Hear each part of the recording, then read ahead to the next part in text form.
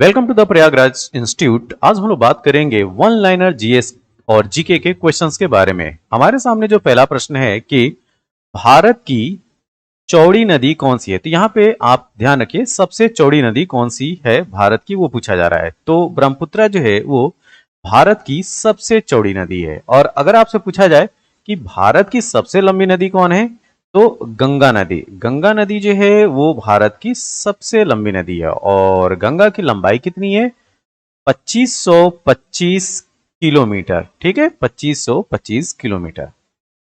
भारत में डेल्टा बनाने वाली नदियां कौन कौन सी हैं? ठीक है, तो यहाँ पे दिए गए ऑप्शन में कावेरी, गंगा और महानदी, ये जो है वो पूर्वी तट को मिलती है नदियां। ठीक है, और जो पूर्वी तट में जो नदियां मिलती हैं वो डेल्टा बनाती हैं, और पश्चिमी तट को मिलने वाली जो नदियां हैं जैसे कि ताप्ती, नर्मदा, ये जो है एस्चुरीज बनाती हैं, ज्वार नदमुख जिसको हिंदी में बोलते हैं।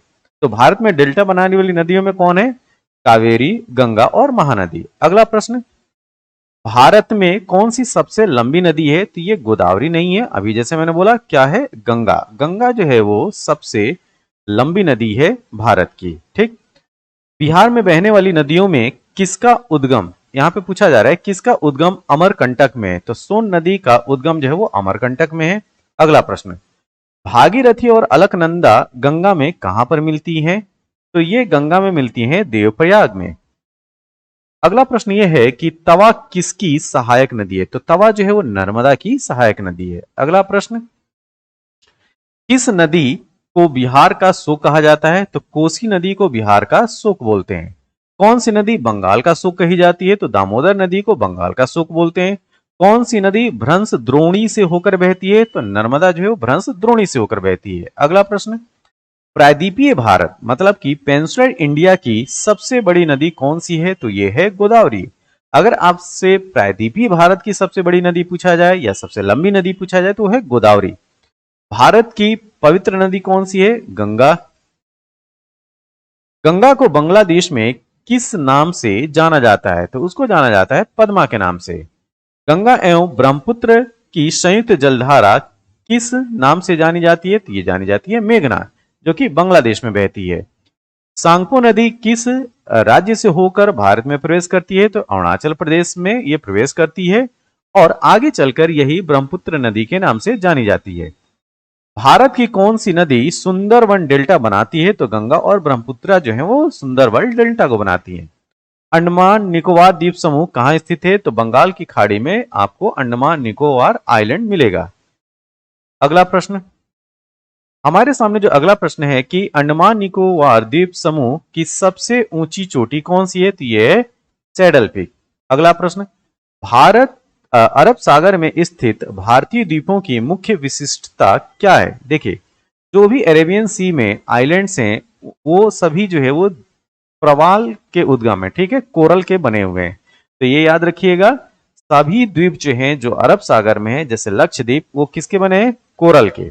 अगला प्रश्न, अरावली पर्वत श्रेणी का सर्वोच्च शिखर क्या है? ठीक है, तो अरावली पर्वत श्रेणी का सर्वोच्च शिखर है गुरु शिखर। ठीक है, गुरु शिखर। अगला प्रश्न, आदम का पुल किन दो देशों के मध्य स्थित है? तो ये स्थित है भारत और श्रीलंका के बीच। अगला प्रश्न है कि आओ आओ जनजाति किस राज्य से संबंधित है? तो आओ जनजाति जो है वो असम से है। ठीक, अगला प्रश्न, इंदिरा गांधी राष्ट्रीय उद्यान अकादमी कहां पे स्थित है? तो ये है फुर्सतगंज, उत्तर प्रदेश में। ईश्वर का निवास स्थान किस नगर को कहा जाता है? तो प्रयाग को। प्रयाग को क्या बोलते हैं? ईश्वर का निवास स्थान।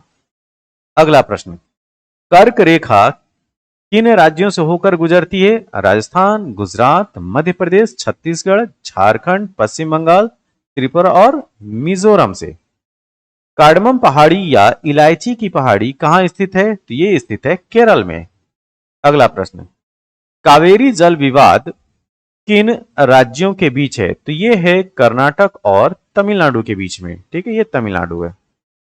किस देश के साथ न्यूमर द्वीप के कारण भारत का विवाद है? ठीक है, तो ये भी काफी इंपॉर्टेंट प्रश्न है। यहां पे बोला जा रहा है न्यूमुर द्वीप। तो न्यूमुर द्वीप जो है भारत और बांग्लादेश के बीच में विवाद का मुद्दा है।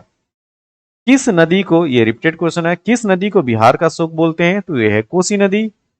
किस बंदरगाह को भारत का प्रवेश द्वार कहा जाता है? तो यह है मुंबई। किस राज्य की समुद्र तट रेखा सबसे लंबी है? तो गुजरात की समुद्र तट रेखा जो है वो सबसे लंबी है। दिल्ली की प्रसिद्ध जामा मस्जिद का निर्माण किसने कराया? तो दिल्ली की प्रसिद्ध जामा मस्जिद का निर्माण शाहजहां ने कराया। सम्राट जहांगीर को कहां दफन किया गया? तो इनको लाहौर में दफन किया गया। शाहजहां के शासनकाल का राज कवि कौन था? तो ये था कलीम। इनका नाम याद रखिए। शाहजहां के शासनकाल का राजकवि कलीम था। शाहजहां की बेगम का क्या नाम था? तो मुमताज। शाहजहां की माता का क्या नाम था? तो ताज बीबी बिल्किस मकानी। ठीक, देखिए शाहजहां की माता का नाम था ताज बीबी बिल्किस मकानी। क्या ये कह सकते हैं कि जो जहांगीर है, जहांगीर की पत्नी कौन? ताज बीबी बिल्किस मकानी। अगला प्रश्न, मुमताज महल का नाम से मशहूर होने से पहले शाहजहां की बेगम किस नाम से पुकारा जाता था? तो वो कहलाती थी अर्जुमंद बानो। जहांगीर के सबसे छोटे बेटे शहरयार की शादी किसके साथ हुई थी? तो नूरजहां के पहले पति से उत्पन्न पुत्री से। शाहजहां ने किसकी सहायता से राजगद्दी हासिल की? तो शाहजहां ने आसफ खां की सहायता से राजगद्दी हासिल की थी। शाहजहां के समय कौन सी जगह मुगल के हाथ से निकल गई? तो ये था कंधार। शाहजहां ने आगरा से अपनी राजधानी कहां परिवर्तित की? तो ये है शाहजहानाबाद, जो कि पुरानी दिल्ली में है। लाल किला और किला ए मुबारक का निर्माण किसने करवाया था? तो इसका निर्माण कराया था शाहजहां ने। शाहजहां ने अपनी बेगम मुमताज महल का मकबरा आगरा में बनवाया है। मुमताज महल के मकबरे को किस नाम से जानते हैं? तो मुमताज महल के मकबरे को हम ताजमहल के नाम से जानते हैं। ताजमहल के निर्माण में कितना समय लगा था? लगभग 20 साल। मयूर सिंहासन किसने बनवाया था? तो मयूर सिंहासन को बनवाने का श्रेय जाता है शाहजहां को।